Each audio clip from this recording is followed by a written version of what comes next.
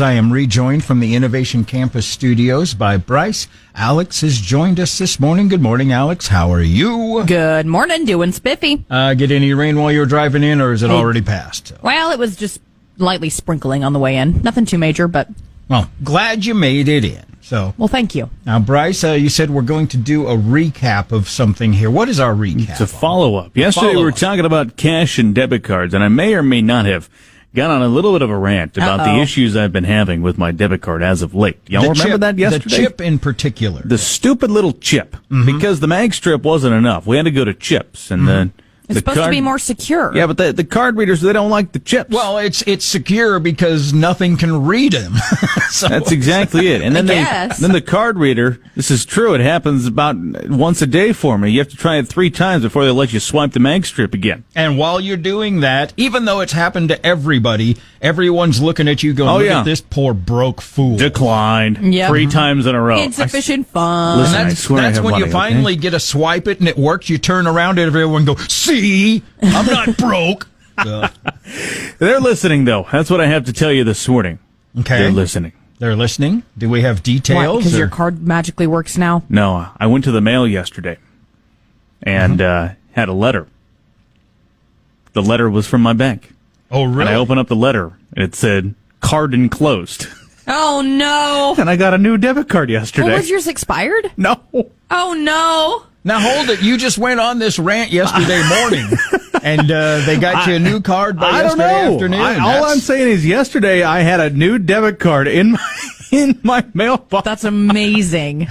There may or may not be people that work at the bank that listen. Maybe these events are tied. Maybe they're not. I'm not sure. Well, I hate to break it to you, but mail doesn't get sent in, they might have expressed 24 hours. You know who I am, Alex? It doesn't work like that. Do you know who I am? You know who he is.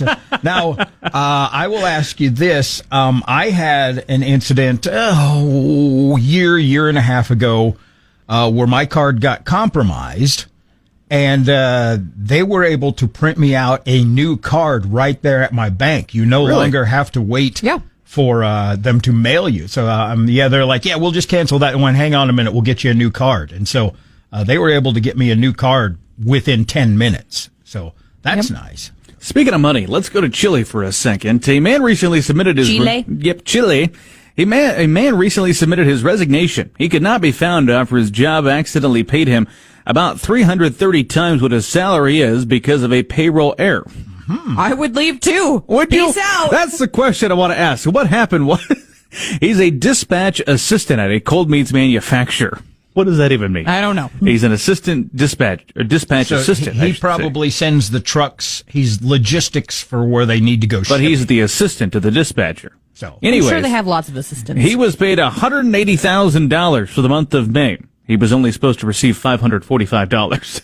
And he said, peace out. He just rolled away. He rolled out of town, I'm sure. And, followed up by submitting his resignation. I do not blame him. You would do this, Alex?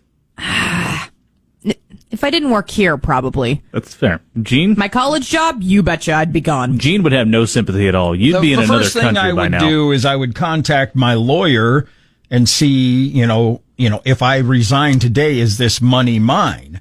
Or would I have to pay it back because it was a payroll error? I mean, it doesn't make much sense if you're going to have to pay the money back and now you're jobless.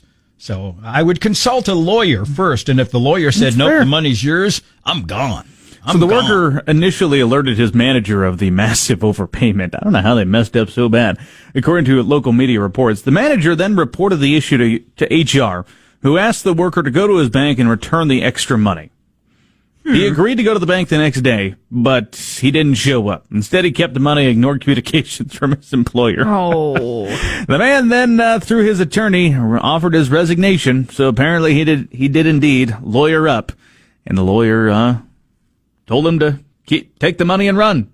Now, I had a similar discussion with my lawyer, my tax lawyer. This was several years ago, but he said if you ever have a massive mistake in your banking account like that, he said put it in a separate interest-bearing account and just let it sit there until it gets caught by the bank. He said they can take the money back, but they can't take the interest. But of course, you would need a large amount of money for that to ever accumulate. But I don't know that that applies in this Perhaps situation. This is just my speculation, but let's say you had this happen. You had $180,000 show up in your account. Mm-hmm. You then move that money around to an interest-paying account. Don't you think the bank would be... Red flags everywhere. They'd be calling you like, what are you doing? You know what? It's never happened, so we're speaking hypothetically. So, hypothetically, Alex has taken the money and running, just like this man in Chile. Chile.